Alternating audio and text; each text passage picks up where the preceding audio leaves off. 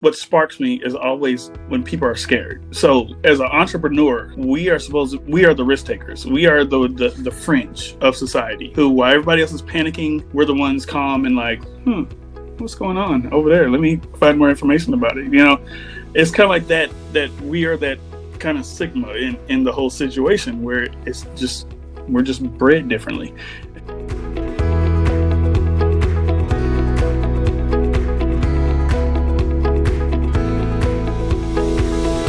Welcome back, everybody, to another episode of The Pursuit of Purpose. Today, I have Adrian Friday.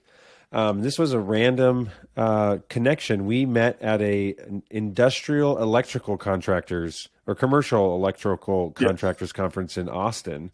And we were just chatting and was like, we should have a podcast and talk about all the crazy stuff that we were chatting about in our booth there. So, Adrian, thank you so much for coming on. Hey, no worries. It was definitely great meeting you while I was kind of in between careers and searching for the next opportunity. Yeah.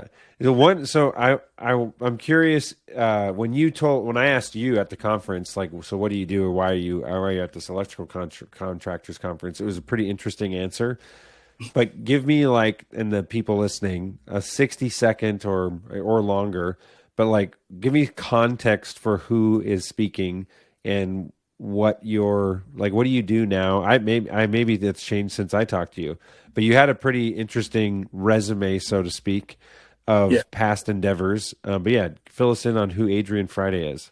So I'm kind of a serial entrepreneur who I have a knack for picking the end of an industry and pulling the escape hatch before everything collapses. And so with a lot of the advent of AI and machine learning and things that have been coming, I was doing audio engineering and a lot of work with Disney, Netflix, and movie studio sets, doing the low voltage electrical work and looking at a lot of the macro software that was coming up.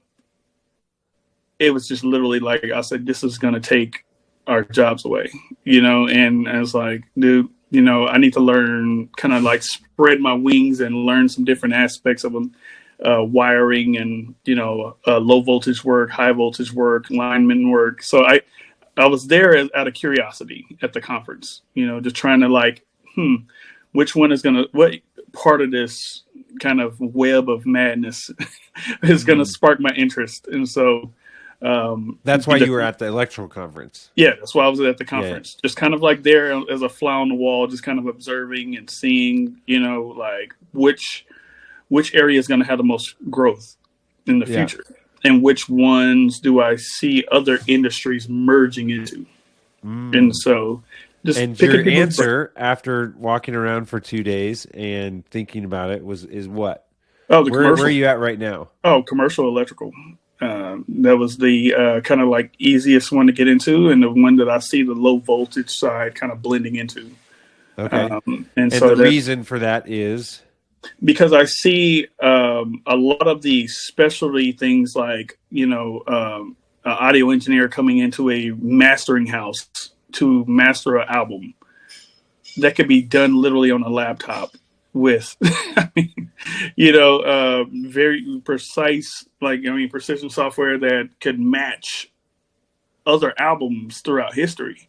They have these algorithms now that I want this to sound like Michael Jackson's Off the Wall, and it will match that. And it's insane. Like, what is the purpose of me as a professional engineer if something like that can happen? And this is a similar situation to when back in 2005, 2006, I was working in Atlanta. I was signed to a music label and working at Sound Lab. I saw these MP3 things pop up.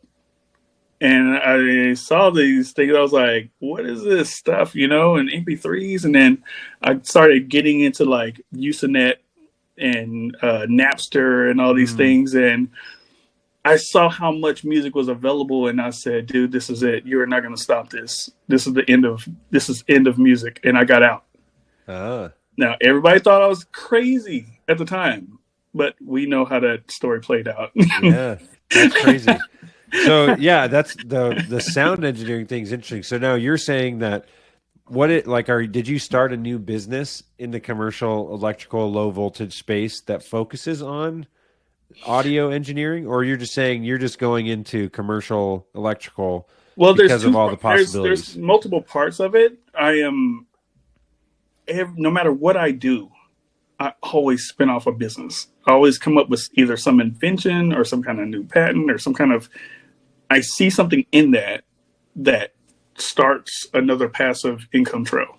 And so, I mean, I'm getting royalties from music from way back in the early 2000s, making money off of businesses that I started up with delivery companies back in Oklahoma. It's kind of like you set up these streams of income and they just keep compounding over time, and in those things, like even with before the electrician stuff, I was doing farming and I was getting into soil science and things like that. And so the soil science, I started looking at it from a engineering perspective and started coming up with ideas and products and selling these things, online. And so I have several ideas already, just starting in the whole the commercial electrical field. And these are going to be businesses that spin off, and who knows where it goes, man. They're just Okay, so adding to this the is stack. this is a really before I have a question about like deciding which business to start. I want to come back to that though, because the first thing I want just for people to hear is what is the, like, when I met you, you said I've told probably 10 people this story about chicken farms, free range chicken farms. Yes. So Yes. fill me in on your experience and what you do, because you still own a couple of free range chicken farms, right? Yes. Yes. So tell me, like, because this is like, I just want to understand, how does Adrian's brain work? Where it's like, when did you first hear this idea, or what was it that made you think of doing this? And then how did you go about actually creating this business? Well, it always, what sparks me is always when people are scared. So as an entrepreneur, we are the risk takers. We are the fringe of society who, while everybody else is panicking, we're the ones calm and like, what's going on over there? Let me find more information about it. It's kind of like that we are that kind of sigma in the whole situation where we're just bred differently. And so when I hear people freaking out about food shortages and all this stuff, and so I'm starting to research, like, okay, well, what's the most sustainable foods that are the easiest thing to grow? And I'm looking at different vegetables. I'm like, that can not work in my climate zone that I was in. Looking at these things over here, it's too much maintenance, too much input. And I heard about permaculture. And permaculture is basically creating systems that are closed loop, where there's no outputs, there's no waste. Everything is basically building on top of each other. And I'm like, oh, dude, that's kind of like how I like to do businesses. I like to have one business that's buying products from another business, and then that business is, it's kind of like you're creating these kind of closed loop systems, but doing that in agriculture. When I was in real estate, I did the same thing. I bought an apartment building or a house, rental houses, and then I owned the lawn company that was cutting their yard. I took that to charge, and then I started a maintenance company that maintained the rental houses, then started maintaining everybody else's house around it. And then it's kind of like, okay, what other value add can I put in there? And just start. And that's just how my brain works. It just, I look at something and it's like, okay, I'm spending money on this. How can I bring it in house? Or make it in-house of the larger umbrella, but it's its own business, doing it, it's its own manager, all that stuff. Right. Is there something that I'm paying somebody way too much, and I can either buy that company and bring it under my umbrella, or figure out some way to automate it in-house? Yeah. Okay. So how does that go back to chickens then? Going back to chickens, it's pretty much a similar process where I'm spending so much. I have 5 kids. I'm spending so much money on food and eggs, and I'm like a dozen eggs a day. Like, dude, we gotta how do we cut this? Because even 3 years ago, the price started going up, and I'm like, I don't think this is going to stop because of the solar cycles. We'll get into that later. Okay. I think we touched on it at the conference, but these are cycles that are predictable. And I knew from my stock trading days that we were going into another shortage cycle. And so it was just kind of like that, man, I need to like buy some chickens and get like, see if I can, how many does it take in order to produce enough eggs for my family to eat? And then do that, learn to get the mistakes out the way, and then grow. How do I feed the whole block? Now, how do I supply to a grocery store? Now, how do I supply for the whole city? Now, yes. I start something and I prove the process, and then next step, next level. That's the like. My mind's like, well, doesn't that with chickens in particular? Aren't you competing with like all these mega food businesses that have these automated chicken farms and stuff? But what you were positioning were free range, which everybody wanted. And so you're basically hedging against the cost of the low cost like competitor that's just basically has a mill that's pumping out eggs and chickens. And is that correct? But it's also, I don't care about the competition. I don't like, they could be doing whatever. They cannot do it better than me if I do something. You know what I mean? Like I guarantee you cannot match the quality that I'm going to put into it. And so because what I recall was that you said you buy, I don't know how many acres, you put a house on it or mobile home, and then you pay someone to live in the house and feed the chickens. Basically. Is that right? Yeah. And so how many do you currently still have chicken farms, or this was just like just hundreds? It's hundreds there, and so it's like one of those like you're taking this one small thing and just you're 10 in my backyard was the beginning, and then going from 10 in my backyard and then stepping up to a point where it's like, okay, what does the next level require? And so, are you looking across the whole country for like the optimal place to do this, or do you try and find a place? I'm that's looking local for to the you? best opportunities as far as price point, and so where are businesses starting? Where are people going to? And then kind of moving into those areas. That's why I'm here in Austin now. Just, I see the growth happening here, and I see a lot of people who are already used to eating healthy, who are used to eating organic, moving here. And so it's kind of like getting ahead of the flood. Okay. And so I'm agnostic to location. I move where the opportunity is. Okay. So if it happens how many Utah, times have you moved? In Utah? It's like kind of like if it's in Mexico, I'm moving to Mexico.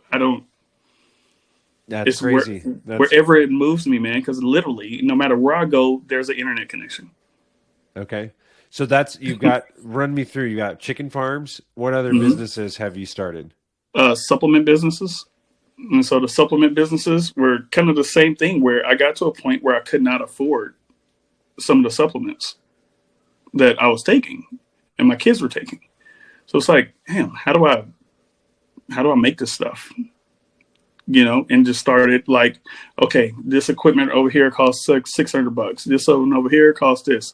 To get this product from Ireland that's been processed correctly the way I like it at the quality I want, I need to get that imported in. I want this one from Canada. So it's just I spent a lot of time sourcing the products and components and then manufacturing it in-house and getting that going to the point where I can outsource that to a facility and they do it, but still using the products that I sourced originally. Okay. And so I was going to say that my thought is the outsourcing to a facility, finding the opportunity and what can I give a percentage of, revenue to an entity to take, because that's what I was going to say is it makes sense. Like, yeah, I can get this product from here and this product from here and I can make it.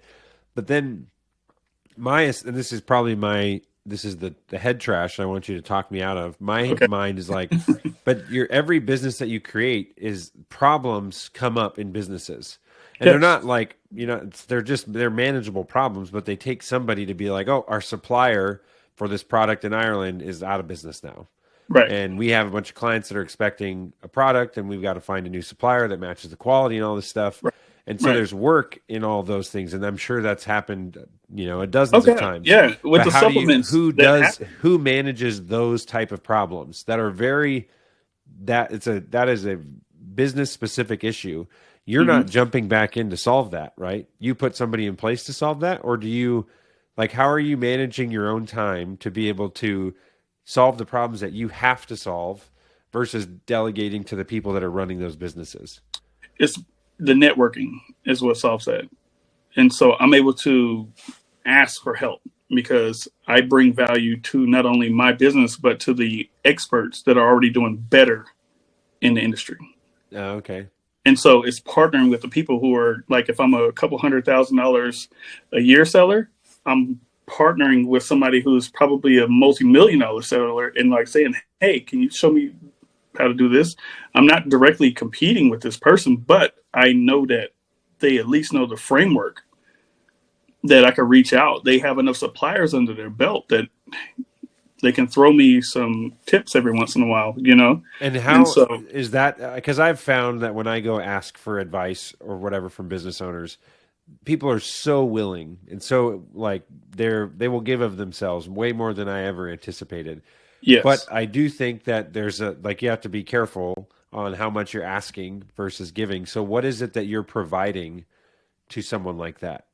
I'm always giving more than I'm asking. And so I'm always giving their wives gardening tips. I'm always giving people, like, I have so much experience in different areas that it's just giving that value, Okay. And these people, they remember me because of how much value that I give and free tips and free ideas and product ideas and things like that match their catalog. And it's just freely given. And that's awesome. Yeah, is why. I mean, it's like that selflessness. So when I have a problem, there's tons of people who have no problem. Like, hey, this guy, he gave me this idea for this. There was a company that had a jute. They were making jute bags and stuff like that. Okay. And I'm like, oh man, have you ever thought about doing a like a pot holder or like some kind of like round jute mat that goes on the bottom of pots to keep the plant from like overrooting and going into the base of the thing? And we were just talking in the booth, just at a conference in Vegas, and he was like, "What?" And I just kept rattling off things that like over and over, just like other ideas, just like, what if you did this with the bag instead of bags? I'm like, well, you do like, and just going and going and going. This guy, I probably made him millions. But So, I can take this every time he comes to Austin or every time he came to Memphis or wherever I was living. If he was in the area, we went out and but that is somebody that now I can call on and be like, hey, I got a problem, Yeah. So my thought is, like, you've started a bunch of businesses. How many of because what's the statistic? Like 98% of businesses fail in the first year or something like that. Well, I mean, why you're is picking it the right ones? Like, yeah. So why is it that other people are failing? Why is it they're failing? Because why do they're so many businesses fail? They're copying other people instead of directing their passion at something. Okay. Like, you're looking at what other people are doing, what they're successful at, and copying. Think outside the box. What do people need? And then go after that regardless of I don't care who's the competition. I don't care what the numbers are. Can this help 1 million people? And do that. Where's the balance though? Because I agree I like the inspiration of go after what you're passionate about. But let me clear that up. I don't believe that you find passion. I think that is something that you direct at stuff. And can you continuously direct your passion at this thing? That's the difference. People are searching for this illusion of what is your passion, or how would you tell me to find my passion? Because you're not finding it. Like, what is something that you would do energy? What is something that you would do for free? What is something that you would literally sit there doing that over and over and over for free, that without any, like nonstop? Can you sit there and even if it is producing some income, like sit there and come to a point where it's like, okay, I'm no longer getting joy from this. Let me pay somebody to do this. That happened with my Amazon business, where it was like, it got to a point where it was like, dude, I'm too expensive to be putting tape on boxes. Let me find somebody to do this for me. You know what I mean? Like, Yep. that's kind of, once my passion stops being directed, I have to find somebody either to pay to do this, or I need to quit and leave it alone, move on to the next thing. Because I feel like I know people that are trying to start businesses, Mm-hmm. and so I have my own business, and I it's basically like I feel like there's definitely some people have a tendency, like you said, they're looking for risk. They love betting big on like strategic bets, but I'm like I want to take the risk and I want to get the reward. And then there are other people that are like, just give me a 9 to 5 job so I can check out, and I don't want to do the whole entrepreneur thing. Yeah. For the people that want to do the entrepreneur thing though, I feel like from my experience, I feel like when people are starting businesses, they're like, I'm just we're gonna make a um, clothing company, and you go to make a clothing company, or I'm going to make a recording studio or whatever. They're just Mm-hmm. picking something because they are. I guess I'm wondering, what is the advice that you would give someone that it sounds like you're not going in and saying, I'm going to make clothes, but you would be like, what do people need when it comes to clothes? Is that correct? Right. Right. I'm And then you're looking trying to think of into, like where or what's coming in the clothing market or something like that. right. Right. I don't look at the crack. I look into the crack. Like, what is in there? What can I supply? What kind of material are people moving towards? And how do I supply the material to the market? Got it. Okay. Going deep, like just deeper into it. I don't want to get involved with um, being the star, being the Okay. superstar artist. I want to write the song because that's a lot longer money. You know what I mean? I Yeah. want to be on the back end with my name on a credit, getting a point. I So want that to be there's the two. supplier of the fabric, I not the want to I want to person. make this very tangible. I have one friend who actually is starting a clothing company. They're two buddies. I actually want Mm-hmm, to show this to them. mm-hmm, So right now, the brand is called. Well, I won't say the brand name. I don't know mm-hmm. if they would care about it or not. But they're Right. making this thing. They want it to be. They want to develop a backpack and maybe it's like some adventure type gear, and they want it to be the niche is going to be um, like a Christian spin where they have like quotes, like biblical quotes or things on the apparel. So they're trying to go after like um, I would say a virtuous or like they have like an interesting idea, and when people hear about it, they're like, "Oh, Mm-hmm. that's so cool." But from Yeah. a business, like how am I going to make money in a clothing business? What questions would you ask them? Or how would you think about like, okay, if I, or would you even go, would you put yourself in a box of, I'm going to make a clothing company or something that's related to clothes, and then you drill down? Or would you potentially not even, like, part of me is thinking, why put yourself in the box if I'm going to make a clothing business? Because maybe that's the wrong business to be in. I don't Yeah. know. It's first of all, like, I wouldn't put myself in a clothing company because I don't, especially a very niche kind of like small sector of that, and only limit myself to that market. Like, that's a very small market base. And so, would I call myself a Muslim T-shirt brand? Never. Hmm. I want to serve the globe. So, couldn't the globe do well with virtuous things, positive Mm. quotes? Why limit yourself just to Christians? Yeah, yeah. Okay. Like, like, go deeper. Don't cut yourself at the knees before you even start. And so where does the balance of you've heard the riches or niches get the riches, right? How do you When it's decide? something that's not already oversaturated. Okay. So when there's saturation, Yeah. like you got to go broad, but you still have to, I feel like you have to have a niche something has to be unique about your product, which is kind of like what you're saying It with has to everything be else. something that is like either you can be virtuous, higher quality. How are you beating out the competition? Like, are you having a better quality, or do you just trying to fit another thing on the shelf? Yeah. You know, are you doing? Are you an actual hiker who, hey, I need this kind of support for people with scoliosis, and so these are backpacks for people with scoliosis. Yeah. That's just how I think about it. Like, where it's like, okay, what is a ailment? What limits people from getting access to this? And I can fill in that point.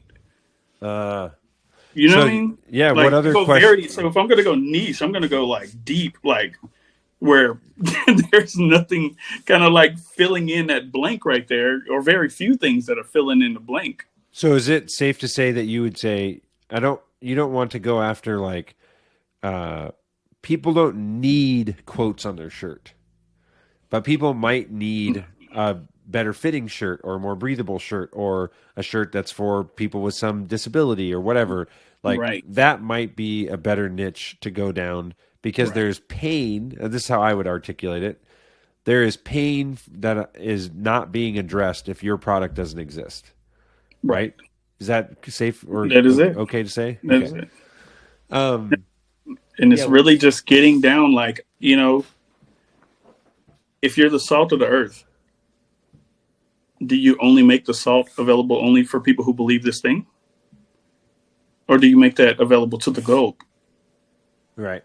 You know, you have to open up to everybody. That's who we're supposed to be serving.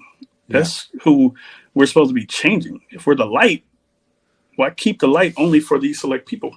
Yeah, and I should clarify that I don't think that they're marketing. I don't know actually. I don't think Well, they're I mean, marketing even if a themselves lot of people as do that, we're a Christian clothing brand.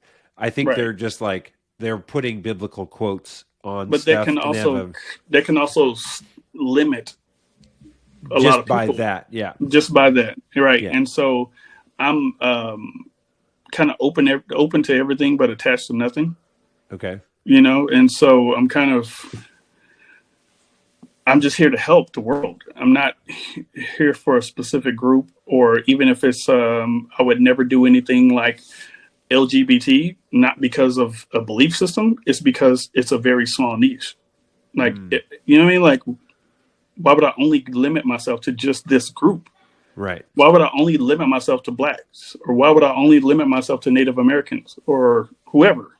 yeah, yeah, That's just business suicide, in yeah, my opinion. yeah, got it. So And the so other, another, eggs are something that everybody, yeah, everybody needs eggs, except for vegetarians, or what is it, vegan? Whatever it yeah, is. But that's also super small, right? and I would never do that. I would never have like just for vegans. A vegan food Never. business. I'm literally like, I look at the masses. How can I help millions?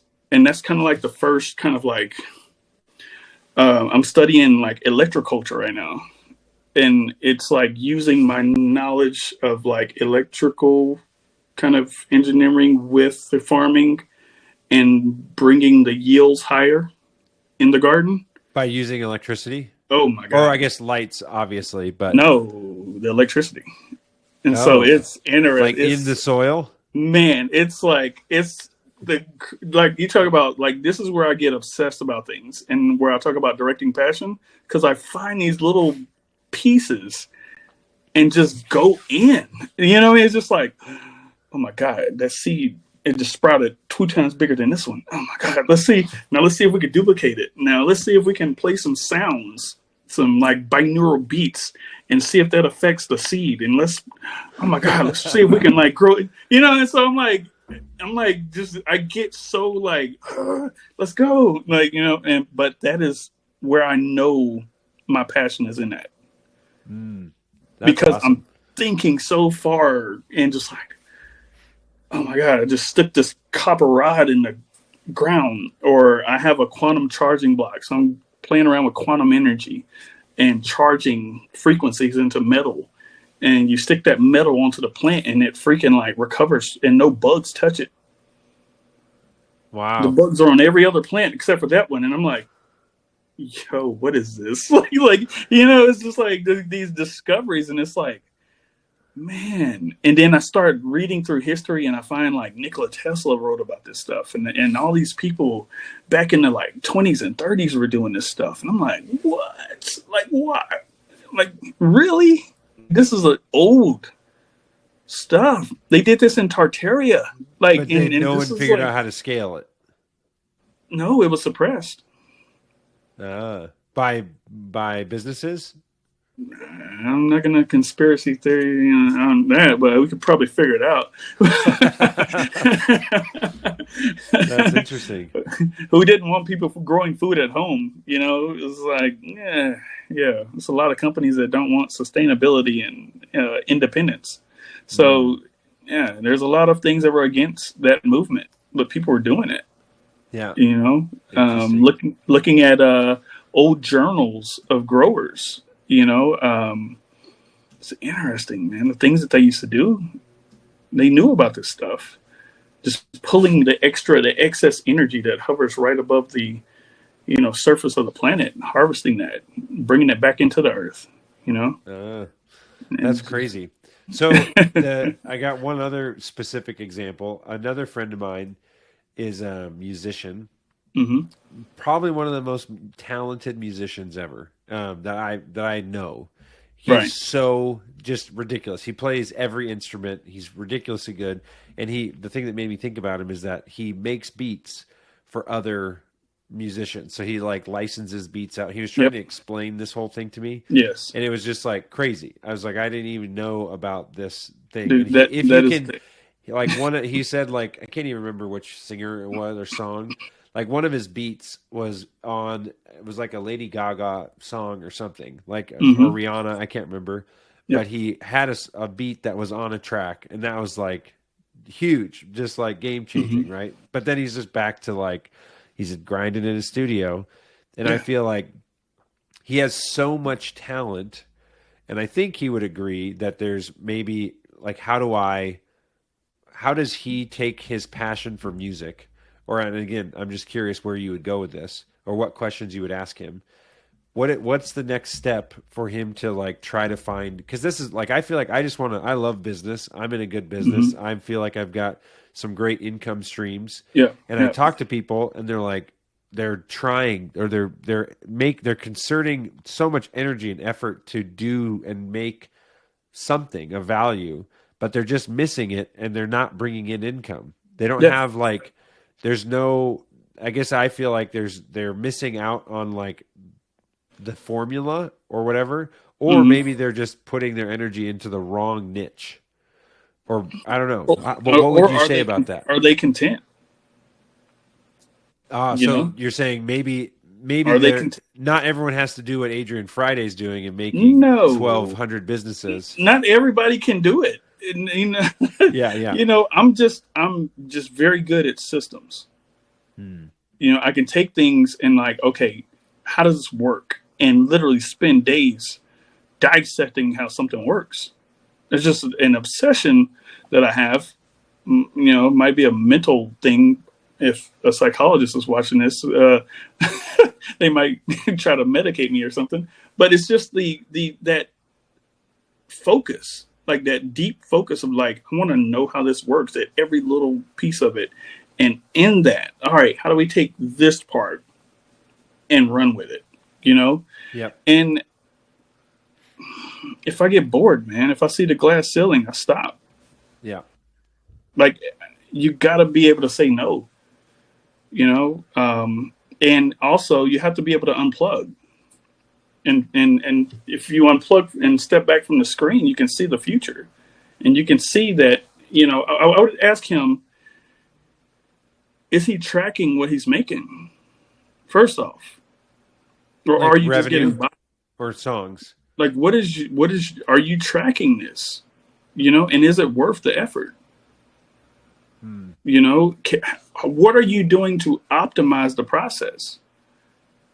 Are you adding macros to your mixing process, or are you how are you keeping yourself relevant?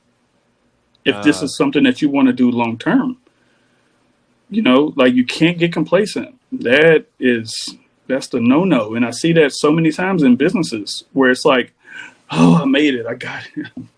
I got money in the bank. Let's sit back and enjoy it. No, I retired 5 years ago, bruh. Right back at it. What the hell? It's like, bruh, there's no stopping. Retirement is not in my vocabulary. Like, literally, I'm just executing ideas. There's no retirement. I can do this in a wheelchair. I can do this when I'm 90, 100 years old. Just sit around watching the world like, I wonder if, like, Yeah. and then starting a business from it, It's just Yeah. like, I wonder, I got in my garage, my wife, she hates it, but, half of my garage is like a laboratory, and that's just my little curiosity zone where I'll just go in there and just like, see what happens, So how? Because I'm like, I feel like I am definitely someone that has a lot of ideas that'll be like, ooh, someone should make a business out of that. But there's definitely like right now I have my business is I'm in the process of like trying to systemize it so that I can hand off what I'm doing to somebody else, right? Right. And I'm just thinking like, okay, so if I could get myself out of the weeds, then we could bring on, more clients or whatever, or I could start focusing on this other thing. But Or what are the weeds? like calls with clients, Mm-hmm. and then like actually mapping out like a process. So what I do right now is a lot of automation work. Mm-hmm. So like connecting through APIs, different softwares, triggering information to go from one application to another to like make a business more efficient. Right. So like strategizing the process is like that's the part that if I could get out of that or teach people how to do that part, then they could be the guide for these businesses because I'm basically getting hired as a consultant, right? Right. Right. So if I could train people to be consultants in the same way, then I could step out and invent new value adds to that business or potentially go to some totally other one. But Right. I do like what you're saying, and I would agree completely. That's like once you have a revenue stream, then my mind immediately goes to like, I have all these customers that like me and they're getting value and they're asking for other things. So I either start doing the same thing in a different industry or start doing a different service in the same industry and tack it on. Yes. You know what I mean? Yeah. Um, And it's yeah, just keep tacking those things on. And I have customers that have been with me since when did Amazon start FBA? 2013, 2014. And so a few years before that is when I started e-commerce. So 2010, like literally people that have been my customers for since 2010. And this is for what services or what just products? E-commerce stuff. Just web, on my website. I put a product up there. I think I started with a natural deodorant that didn't have aluminum. Okay. I was like, all these people are getting sick from this aluminum and all these crazy deodorants. Can I make it, or is there something out there that is better? And I found it, and I got a wholesale account, and I put it on my website and was like, told all my friends, hey, get this, try this stuff. It's awesome. And then it just kind of like started. I'm like, oh my God, I could do this for other products. Vitamin too. C. Yeah. Let's do this for ashwagandha. Let's try it with this. What if I put t-shirts up here? Like what? It just kind of like spun into like then Amazon came along in like 2014, 2015 when they started selling actual, stuff like physical things, not books. And so when that happened, it was like, oh my God, I think I sent in some watches or something like that, some fitness tracker watches that I had. I sent them in and they sold for like 3 times the price that I paid for them wholesale. And I was like, oh my God, like, let's do it again.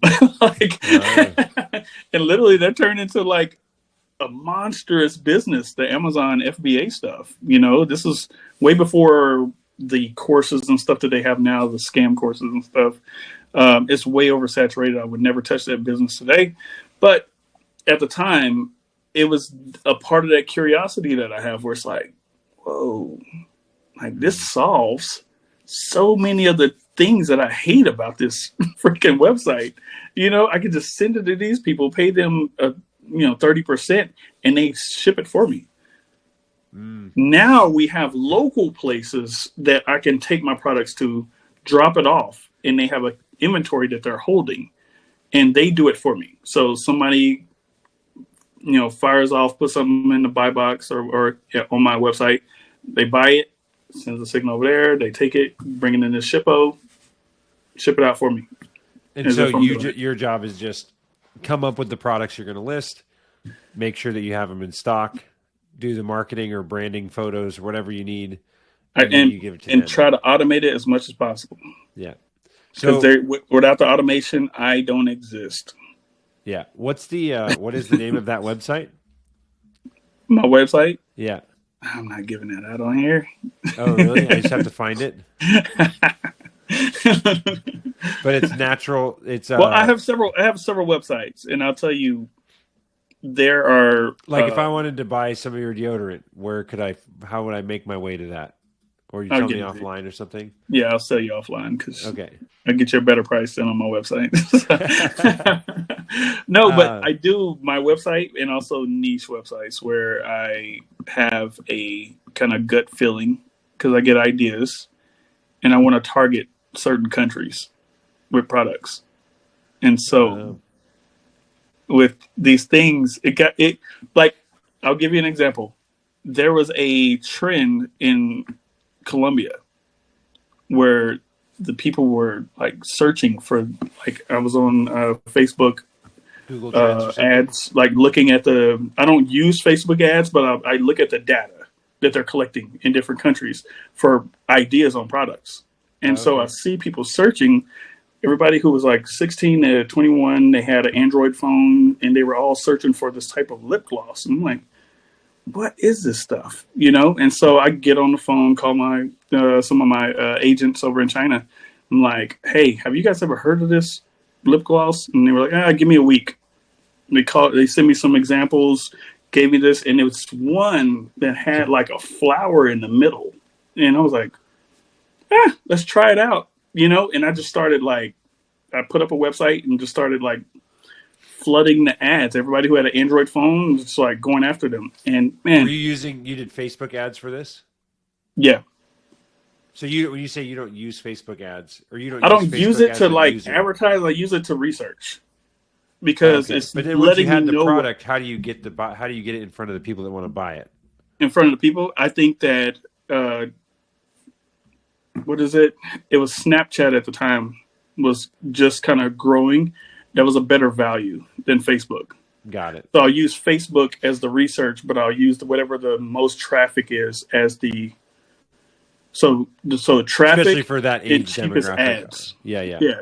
So they got much cheaper ads over on TikTok right now. Oh, TikTok. And things like that. And so even LinkedIn is relatively competitive, but I don't use Facebook. It's too expensive. Maybe 6-7 years ago it would have been more profitable, but right now it's too much for me. Yeah. But just using those things as research tools. How do you research on Facebook? Where's is that in the ads manager account? Because I'm very familiar with ads. Yeah. And you can as if you're creating one, but you're just putting in what are keywords? You're just looking for keywords. And so there are other products that you can use, and you can actually tap into Amazon's algorithm using a software called Helium 10. And Helium 10, you can really go crazy with the data on that stuff because it's pulling, directly from Amazon, their search bar. And so you can find some really obscure kind of what I'm looking for is the gaps in the market. I'm looking for the things that people are searching for, but the things on the screen don't match. And so you'll see repeat searches of things or misspellings or things like that. And so I'm looking for these little gaps and I'm like, what is that? Or somebody will say something in Spanish, but they're trying to find the English product, but they're saying it in a different language, or they're saying it in Japanese or something like that. So I'm looking for these kind of data gaps, and what is the product, and if I take that term that's very obscure, punch it in, and I don't see a product that matches what people expect, then I'm like, okay, so let's fill that gap. Interesting. And then, so that, I'm thinking lots of other people have to be trying to do this too, right? I used to teach people to do this. That's another business. Yeah, I was with Jim Cockrum Coaching for a long time. He's an online e-commerce, kind of guru, and I was one of his coaches. And so I was teaching people how to do this and create their own private label products, and source from China, do keyword, how do you optimize your keywords on Amazon and all that stuff. So that's crazy. Yeah. So this is fascinating to me. I love this. So I'm trying to think as far, because I feel like we kind of have this topic of starting businesses and whatnot. What other it seems like if you were to ballpark, or maybe you've counted, I'm sure that you still have some businesses that are running, or lots of businesses that are running. Yeah. But how many businesses have you created in total, and how many are still in operation? Created? Like you started it, launched it, or maybe I don't even know what you define as a business. I'm thinking there's probably experiments. Every idea is a business to me, but the thing is, I don't say, oh, this is going to make me $1 million. I never say that. I never think about the money. I never think about, sales. You're like, can this be profitable? So I'm not losing money. I make my first $1. Yeah. How do we make 2? Now, how do we make 4? You know what I mean? I think exponentially. How do we double it? That's it. It's not a secret sauce. It's how do I double it? And how do I double it again? And if I ever get to a point where I can't double it anymore, either I need to put that thing on autopilot and just let it keep churning, or I need to go to another business. Okay. And so what is what's the success rate of these ideas that you're launching? Dude. Or how often do you kill them versus just keep them on autopilot and they're making $50 a month or something? I think as far as spinning off into its own business, it's about a 90-10. As far 90% as of the ideas you turn into its own business? No, about 10%. Oh, 10%. I'll start out. Usually what happens is this 90% gets rolled into an existing business. As either a value-added product or something that's kind of I can put this under this umbrella over here. Got it. Because usually I'm toying around with something in that area already. Like right now with you wouldn't think that electrician and farming would go together, but I made it work. And that's what you're trying to do right now. Yeah.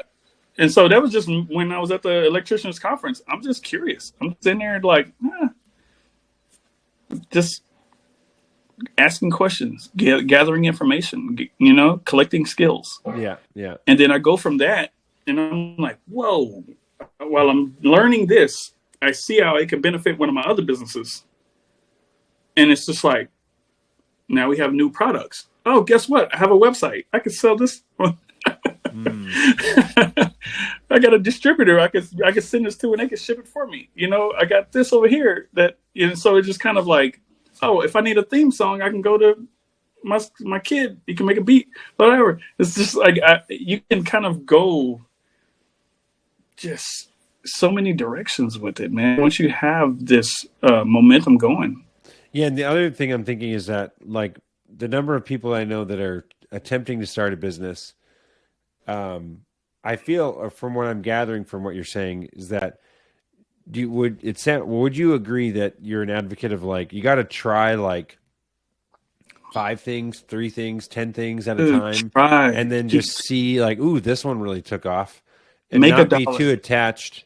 Because I guess that's probably one of the biggest. I'm curious if you'd have any advice for people that are trying to start businesses, and that is I feel like a lot of people come up with an idea. And then they're I'm going to make a business. and that idea is what they ride for Just like do 3 or 4 years. yeah. And it's kind of foolish to think that you would hit the nail on the head, like one I for think one I at think that bat, and people just grand slam. That never happens.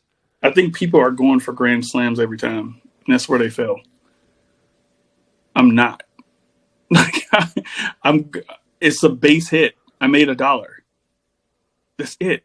Like I bunted the ball. Oh my God, I made contact. I sold one. How do we sell two? Yeah. Just basics. This right here, what we're entering right now, you see maximum fear in almost every market.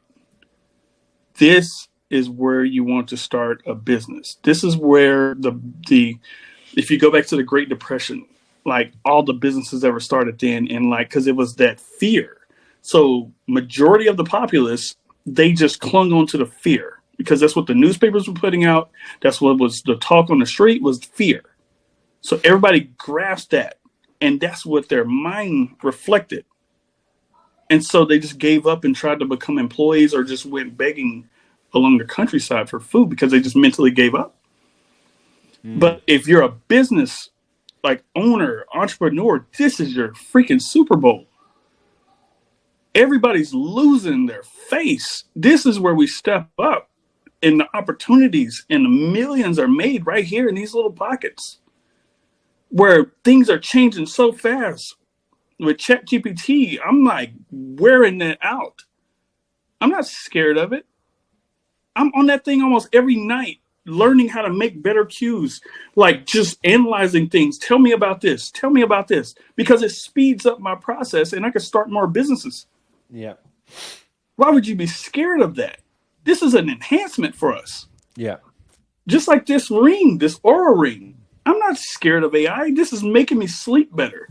It's making me get up in the morning, put more hours into the business, make more money. I'm embracing this. While everybody else is running for the hills, I'm scared of AI and the overlords. Yeah. Bruh, like really?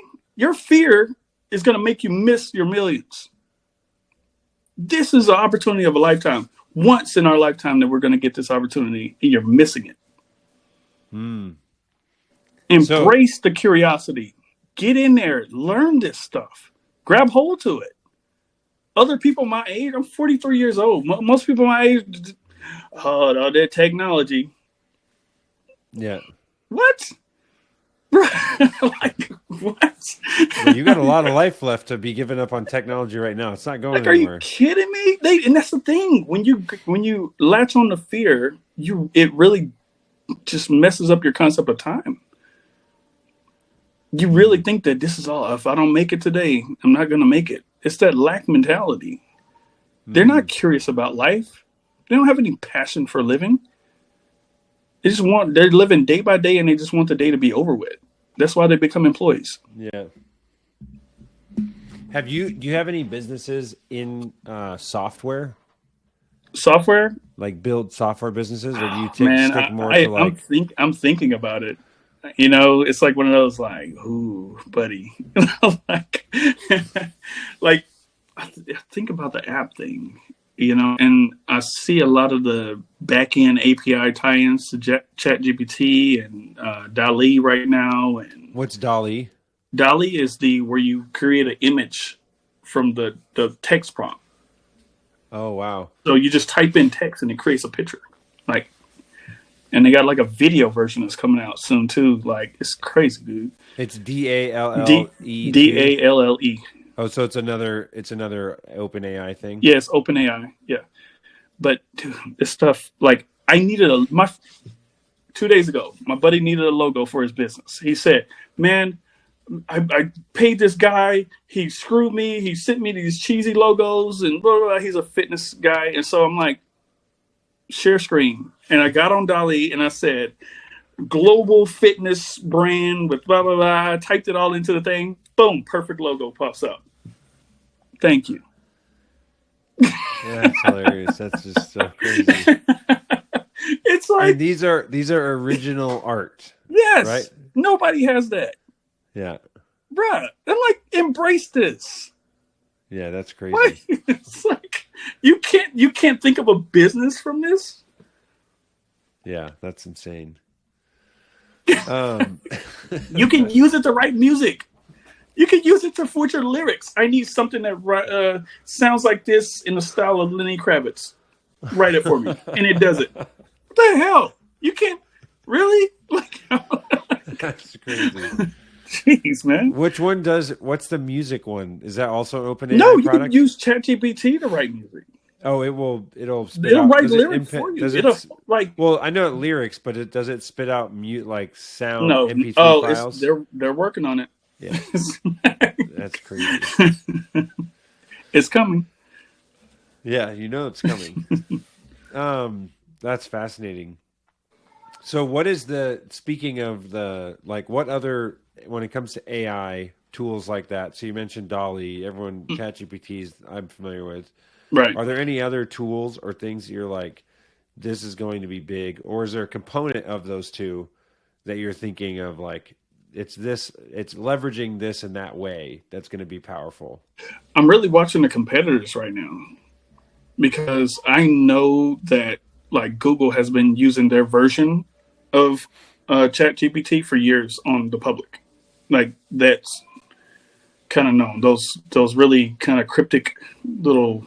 You search for something in these little, Suggestions. really kind of weird kind of answers, little spelling kind of errors every once in a while. They were perfecting that, algo, and so they've been using this stuff on us, Yeah. And so this is just the first time that we get to play around with it as a public. And so I'm watching the competitors that are rising up on the sides because I love competition, and somebody's going to do it better. And so I'm waiting. I kind of, my attention started waning from ChatGPT when Microsoft got involved because I knew what was coming next. It was going to get watered down and freaking politically correct. And so I kind of like, let's see what the competition, because they're not going to be swayed as much. What's not going to be swayed? Oh, the new guys, because they're trying to take OpenAI. the market share. The competitors to OpenAI. The new guys who are coming up, they're not going to be bought out. They're not going to be swayed. And I so see what you're saying. Their You're product saying is like going to be when a lot more. Microsoft bought OpenAI, they had to become more PC and water it down to be safe. Yes. But the new guys are not. They're just trying to provide the most value, and if they piss people off or whatever, because people are sick of that. Yeah. I'll just leave that alone. Yeah. They're just sick of being. We're not babies. We're Right. not idiots. We don't need to be handheld. Yeah. So awesome. Well, okay, wrapping up, just coming up on an hour here. We can go for another couple. Yeah.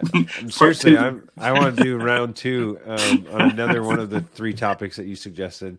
Yeah. But yeah, so three books. What recommendations do you have for books? Ooh, Becoming Supernatural, Joe Dispenza. Man, The End of the World is Just a Beginning, Peter Zhang. Zhang? I think that is. And, God, so many books I love. Let me go with the A New Earth, Eckhart Tolle. And what was the second one you said? Oh, The End of the World is Just a Beginning, Peter Zhang. And what are give me like a 30-second of each one of these. What is each one of these books? Well, Becoming Supernatural is kind of like when a meditation. And meditation is really what helps me with the balance and kind of getting into a vibratory state where ideas flow easier and getting out of my own way with the negative self-talk, all that stuff. So that book is kind of critical with that. But the End of the World, Just a Beginning is just a macroeconomic perspective on the world and like having that wide view of what's going on and not getting so pigeonholed into the fear. Now, A New Earth is just an awesome book. It's a reread every year. Just getting out of the belief system of just one one God, one this, one that, one kind of dimensional perspectives on things, and just opening up to, like, there's a big universe out there. And we can tap information from all over the place, man, not just here on the earth. So I have one follow up that something you said makes me. I just had a conversation with my sister. You said getting out of like the negative self talk. yes. So that's something that from my experience so far is that everybody experiences negative self talk, and you just have to get better at. I don't know if you would agree with this, but I was thinking what I would say is drowned out the negative with positive. Yes. Well, do you have not anything else necessarily to add on that, or like from your experience, what's examples of negative self talk that you experience, and how do you deal with that? Well, it's definitely not drowning it out. I would say focus on reframing it. Reframing the way that you talk to yourself, reframe the way that you see things. And it's kind of like Lao Tzu talks about in the Tao Te Ching, how the kind of slow to speak, quick to listen, and get into that mode where it's like, don't talk, just observe people's behavior. Don't be so quick to react or take things, take things so personal, and kind of like when you sit in your thoughts in meditation, you really can observe the kind of monkey mind. And Buddha says, many birds fly over my head, but I choose which one makes a nest. Stop letting every thought create a nest and start choosing which one makes a nest. And if it doesn't align with your highest passion, if it doesn't align with the direction that you're going, then don't sit on that thought. And that's where can you give me a specific example of, like, I'm sure in the last week or last month or maybe 5 years ago, what's an example of, like, make this tangible for you, something that a thought that came in and you just let it go? Oh, all the time. Where it's like, oh man, I had a big payment that had to go out, and it was just like one of those, like, oh, I don't want to pay this, and it just was written, and I had to cut some losses on inventory, stuff that wasn't moving, and I had to cut it, and it hurt, as far as like the amount of losses in that, but it happens in business. And so, I had to go back to that affirmations, and it wasn't necessarily like flooding myself with positive things, just saying it was, I think it's U.S. Anderson that said it. Have a lavish, steady, dependable income consistent with integrity and mutual benefit. And I just kept saying that until I felt it in my cells. I felt it in, like you say something to the point where you become that thing. And that is one of those quotes that I had to just kind of get down to the basics. Get out of my way, get out of the, because there's no reason for me to fear anything at this point. So where did that thought come from? Why are you thinking like that? Why, what? Why are you scared right now? And then just step back from that and say, I have a lavish, steady, dependable income consistent with integrity and mutual benefit. And let that be the feeling. Let that be the emotion. Because a thought is just a thought. It's when you sit on that thought long enough and it becomes an emotion or a mood or a character trait. And so the longer you sit in that, that's when it starts to grow roots. You can swat it out the way and say, hey, when that negative thought comes in, I don't accept that seed because it is a seed. Yeah, you have to consent to that seed. Yeah, I love that. So my sister just had this amazing event that she put on she's got a business that she's starting that's basically interviewing. Her business is interviewing people to share their stories of shame or pain that they've been like hiding inside, to give them a platform to like tell it to the world, basically. Wow. So she's making these little mini documentaries. And so last night she had a premiere of 3 of these little 20-minute, 30-minute documentaries. Okay. And it was amazing. She like filled this auditorium with 400, 500 people. She was telling me today that this is the day after now, and she's just feeling like this, like the letdown or something of like this big event. She worked for months to put it on. She Mhm. shot, edited all these movies. All the people come, and now the day after, she's like now what? And on top of that, she got a couple comments from people that like sent like people that weren't even at the event, but just like some Negative comments. yeah, just some like hater. I would just say haters from the Yeah, past, right? yeah, And yeah. so she's asking me about this, and I was like, "Well, that's just BS. You got to throw that away." But Right. what else would you say to that? Because everybody can relate to you got this big presentation or a big event or something. You put all this Hmm. energy into it, and then she's basically, I would say, I don't know if she would articulate it this way. She's got this imposter syndrome of like, I'm not good enough. I don't deserve to have done this. I can't do it again. Maybe it's not going to be successful if I did it again. All these things that are coming at Mm. her. Well, What would, those seeds don't consent. Like, stop them immediately. Say the universe conspires in my favor at all times. You did good. Just sit with that. I did this. I completed this. And how do I do it bigger next time? And put all your energy towards the second one, and then the right, third, and the fourth one. Look at yourself objectively. I'm not saying be in denial or be sitting there. A person who loves himself doesn't have to put "I love you" on a sticky note on the mirror. You just love right. yourself. It's an action, and it's just like one of those, like, okay, this is complete. How do I do it better? How do I do it bigger? Hmm. And all your energy goes towards that. One person saying some negative crap, screw them. Put Right. them in a box and grow beyond that box. Yeah. Love that. Um, Fantastic. I'm going to share that with her. Last question. What's your favorite movie? My favorite movie, oh, it's The Matrix. The Matrix. Love it. Yes. Because dude, that's so much how I look at the world. I, And so, what's your favorite movie? favorite movie is The Matrix. And just simply because it's like, to me, everybody says red pill, blue pill. The point of the whole entire movie was not to pick a pill.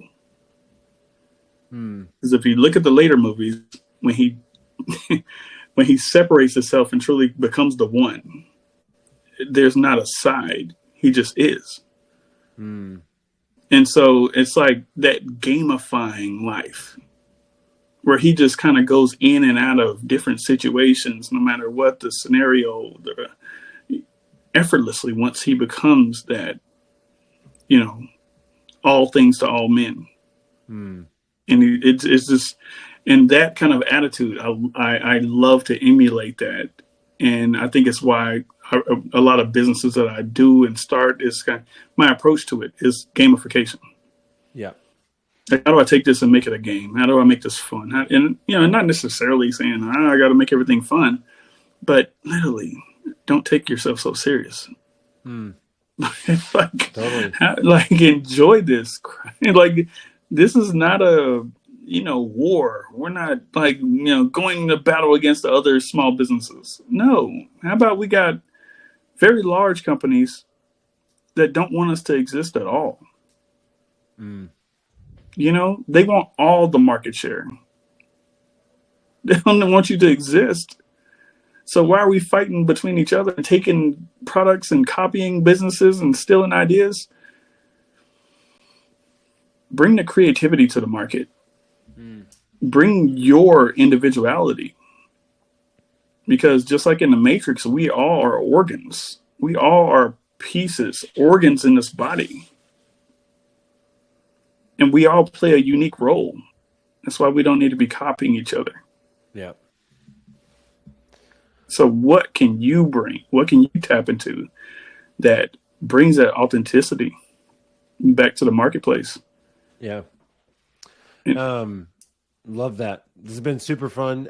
If someone wants to get in touch with you, what's your preferred method to do so? You can reach me email A Friday. That's the letter A, Friday, like the day of the week, at protonmail.com. Awesome.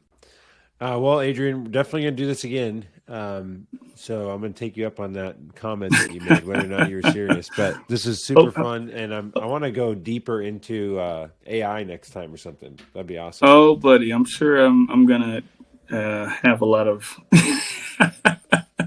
discoveries by then, man, because the transcripts that I started saving the transcripts, because some of the stuff I just can't believe. I'm like, Jesus, I'm learning so much, it's just nonstop. I mean, it is crazy. I literally can sit there all day, just like rabbit hole, everything I ask. Well, cross the line sometimes, and it gives me, I can't answer that. But yes, you can. Microsoft said you can. Right. Yeah. And so I'm getting creative on how to get around the censorship and instead of saying people directly, their names directly, I use what if he came in and did this, and what would you do? Just fictional stuff. Yeah. What if the Wolverine walked into a store and he? So just toying around with it to get around the censorship, and it's just. That's funny. Well, thank you again, Adrian. Appreciate your time, and we'll see you next time. Hey, awesome. Thank you for your attention and listening to this episode of The Pursuit of Purpose. Your feedback and comments mean the world to me. If you liked what you heard, please take a second, leave me a 5-star review on iTunes.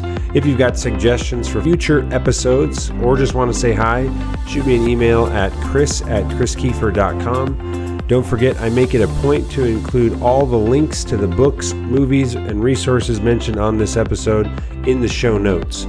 You can see those directly below in the description or on my website, chriskiefer.com. Thanks so much, guys.